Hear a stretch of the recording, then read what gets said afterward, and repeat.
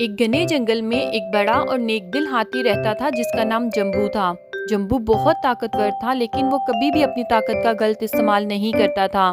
जंगल के तमाम जानवर इसको पसंद करते थे क्योंकि वो हमेशा सबकी मदद के लिए तैयार रहता था।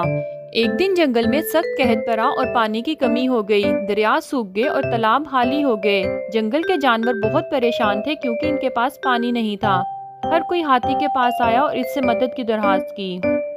जम्बू ने सोचा कि इसे कुछ करना चाहिए। इसने अपना बड़ा सूंड इस्तेमाल करके जमीन को खोदना शुरू किया ताकि वो एक नया तालाब बना सके। वो दिन रात मेहनत कर रहा था और दूसरे जानवर भी इसकी मदद करने लगे। 2 दिन की मेहनत के बाद एक नया तालाब बन गया और बारिश का पानी इसमें भर गया। अब जंगल के तमाम जानवर खुश थे क्योंकि इन्हें पानी मिल गया था। उन सब ने मिलकर हाथी का शुक्रिया अदा किया। कुछ दिन बाद एक शिकारी जंगल में आया। इसने अपना जाल बिछा दिया ताकि वो जम्बू को पकड़ सके। जम्बू जब पानी पीने के लिए तालाब की तरफ गया तो वो जाल में फंस गया। इसने जोर लगाकर आजाद होने की कोशिश की लेकिन जाल बहुत मजबूत था।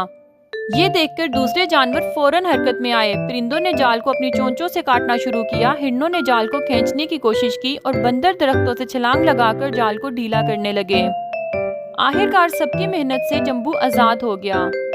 हाथी ने अपने दोस्तों का शुक्रिया अदा किया और कहा, आज मैंने सीखा है जो दूसरों की मदद करता है वही असल में सबसे बड़ा इनाम पाता है। ये कहानी हमें सिखाती है कि दोस्ती और मोहब्बत का इनाम हमेशा मिलता है और जो दूसरों की मदद करता है वो कभी अकेला नहीं रहता।